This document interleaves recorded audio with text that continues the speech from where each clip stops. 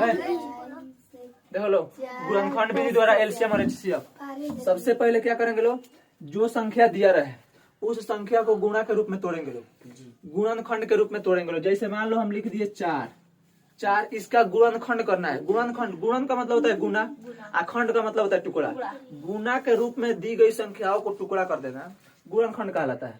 जैसे 4 हो गया, 4 को गुना के रूप में लिखना होगा तो हम 2 गुने 2 लिख सकते हैं, यानी 2 और 2 का टुकड़ा हो गया। 4 का 2 और 2 के रूप में टुकड़ा हो गया कि नहीं हो गया, इसी को बोलेंगे लोग गुणनखंड। इस 4 का गुणनखंड हो गया। अब मान लो हम इस सवाल दिए हैं एलसीएम और एचसीएफ ज्ञात करें गुणनखंड विधि द्वारा। एलसीएम और एचसीएफ किसके द्वारा ज्ञात करना है, गुणनखंड विधि द्वारा। तो कैसे करेंगे लोग, आखिर कोई ना कोई नियम होना चाहिए, आसान तरीका। देखो हम लोग भाग विधि द्वारा देकर बड़ा बड़ा एचसीएफ बनाते हैं लोग, खूब बढ़िया भाग देते हैं लोग, बड़ा बड़ा एक पेज भर जाता है। उसके अलावा चाहे एलसीएम हो गया, करते करते करते करते क्या होता है, गुना करते करते कटाते, समझ में नहीं आता है क्या करे। तो उसको आसान करने के लिए सबसे आसान विधि है गुणनखंड विधि। गुणनखंड विधि द्वारा एलसीएम और एचसीएफ निकाला जाता है। ठीक है, यहाँ तो यह जरूरी है, आगे बहुत जरूरी होता है। आगे पढ़ाई होगा 10th के बाद, तो ये सब क्या होगा कि भाग विधि द्वारा और आ जाएगा एचसीएफ बनाने के लिए। तो भाग विधि द्वारा नहीं बनाएगा, कंपटीशन के एग्जाम में भी क्या आता है, आ जाता है। और कहता है 2 संख्या दे देगा, बोलेगा इसका मौसा ज्ञात करे। चाहे 10th क्लास, मैंने यहाँ से लेकर आगे तक बहुत तुम लोगों का जरूरत है। सबको जो है किसके विधि द्वारा, आसानी से गुणनखंड विधि द्वारा एलसीएम चाहे एचसीएफ निकालना होता है, इसका बहुत जरूरत होता है।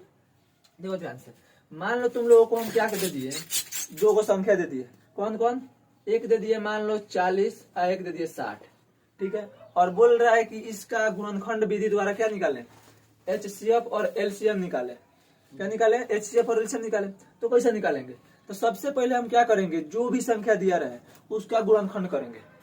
क्या करेंगे, गुणनखंड करेंगे। जैसे मान लो 1 नंबर सवाल है, कितना है 40 और 60। इसका जो है कौन दबाया का जी,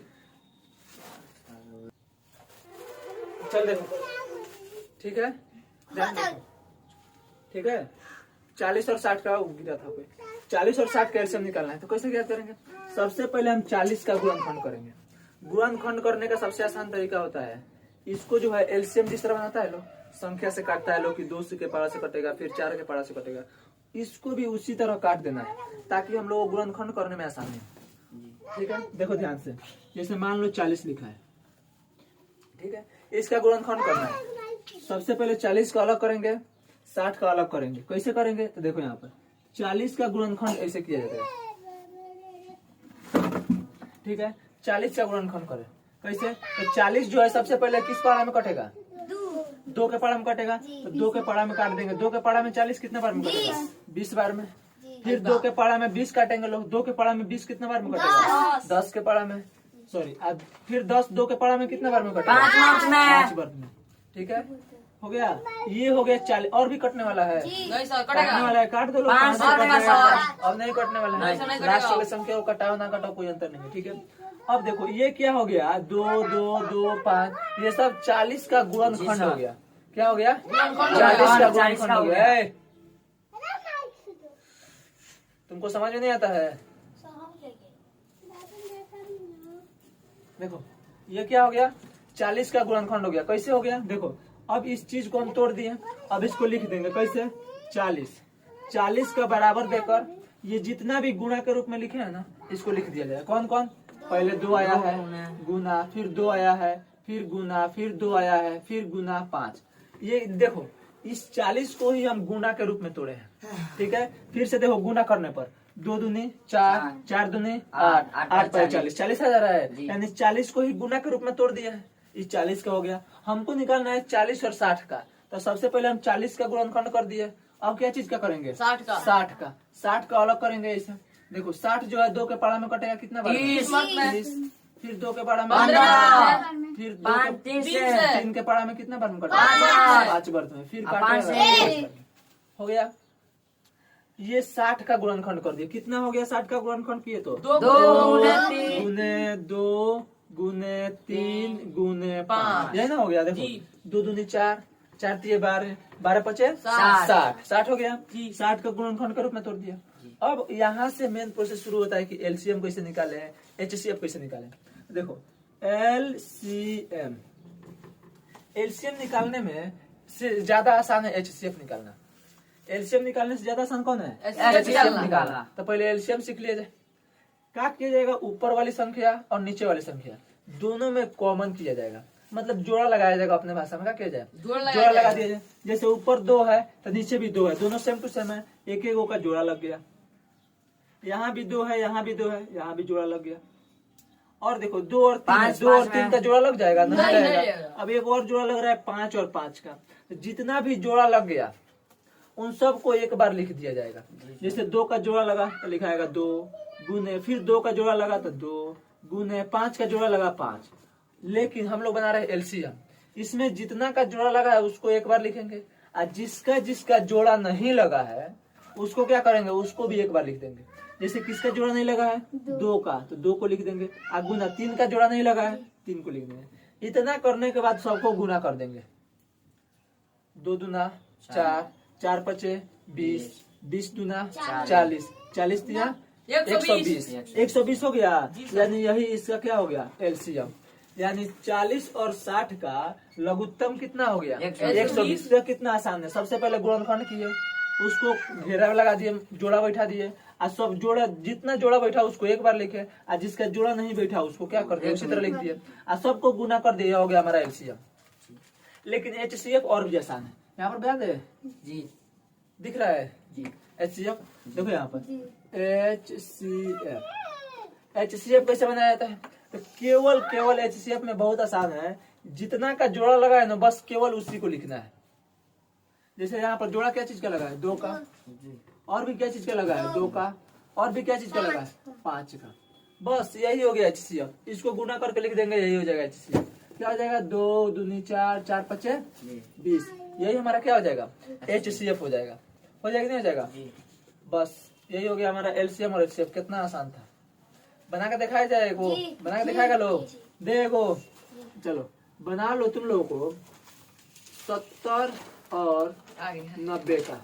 70 और 90 का एलसीएम और एचसीएफ गुणनखंड विधि द्वारा बना के दिखा लो।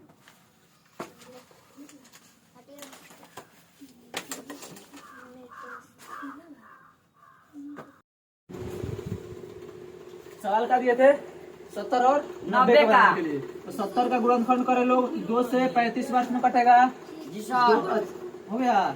फिर जो हो जाएगा 5 से कटेगा, 5 से 35 वर्ष में। यानी 70 का गुणनखंड कितना हो गया? 2 गुने 5 गुने 7 हो गया। उसी तरह 90 का गुणनखंड करेंगे लोग, 2 से कटेगा 45 वर्ष में, 2 से कटेगा, 2 से नहीं कटेगा, या 3 से कटेगा। 3 से कटने का नियम बताया ना जी सर। मान लो कोई भी संख्या दिया है, वह संख्या 3 से कट रही है कि नहीं कट रही है, इसको देखने का एक नियम है।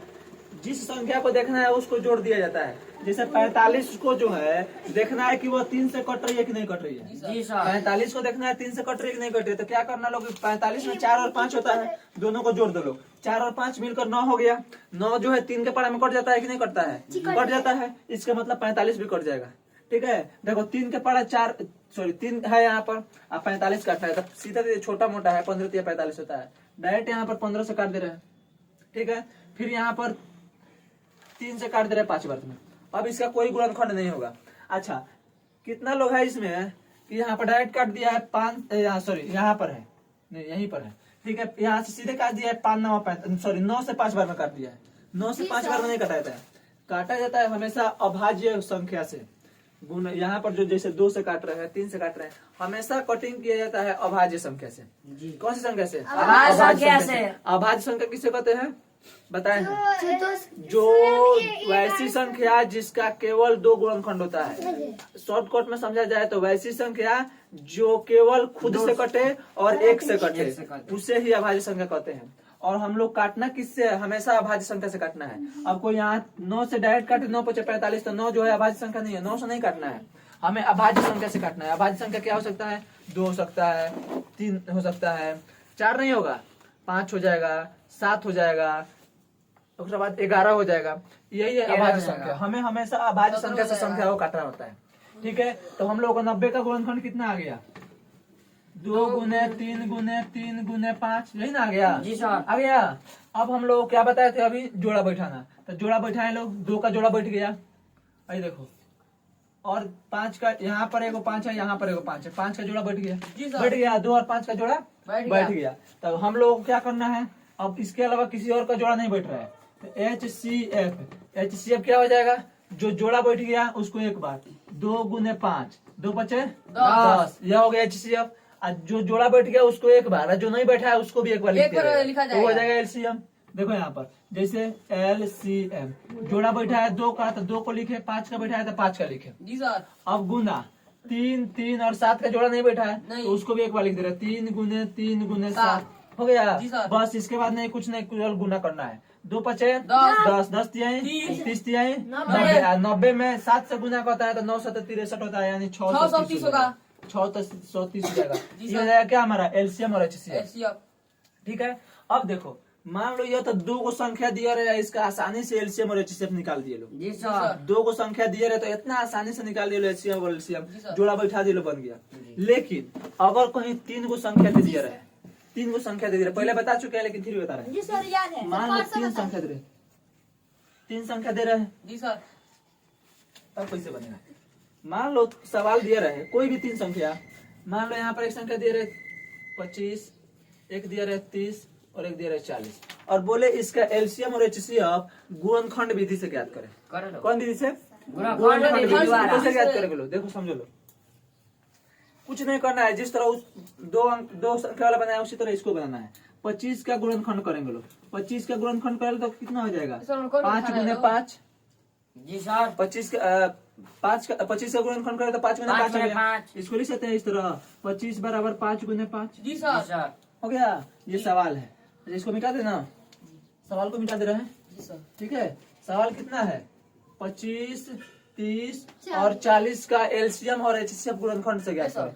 25 का LCM निकल गया, 25 हाँ बोलो, बना दे रहे हो 25 का LCM पहले को समझ लो, उसके बाद दे रहे हो तब बना लो। ठीक है, 25 का LCM हो गया 5 गुने 5 जी सर। ठीक है, उसके बाद निकालेंगे 30 का गुणनखंड करे, 2 से कटेगा 15 बार में कटेगा जी सर। फिर 15 क्या चीज से कटेगा, 3 से कटेगा 5 मिनट में।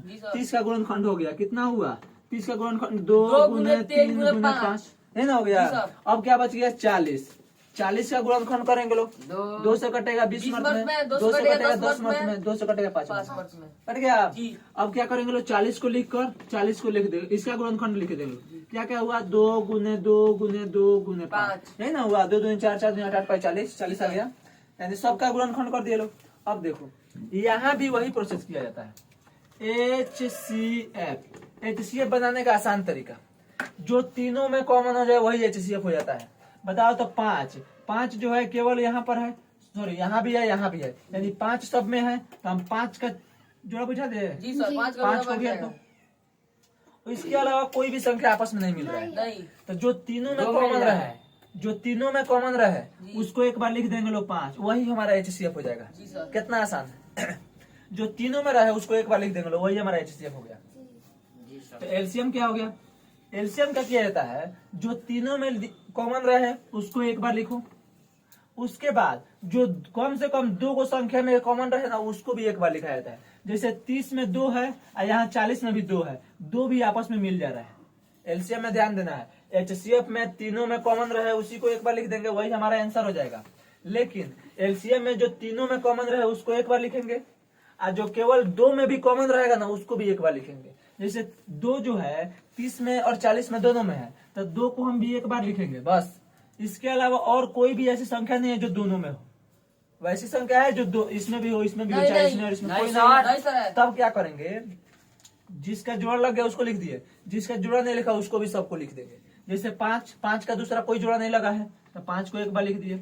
इसमें जो है 3 का जोड़ा कोई नहीं लगा है तो 3 को भी लिख दिए। इसमें जो है 2 और 2 का जोड़ा नहीं लगा है तो 2 और 2 लिख दिए बस। अब गुना कर देंगे लोग, 5 गुना 10, 10 पचे 50, 50 तिया 150, 150 दूना 300, 300 दूना 600 आंसर।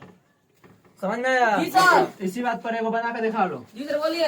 एकदम आसान दे रहे हैं, 8, 9 और 10, 8, 9 और 10 जल्दी जल्दी बना लो, जल्दी जल्दी। अब मैसेज कर लो।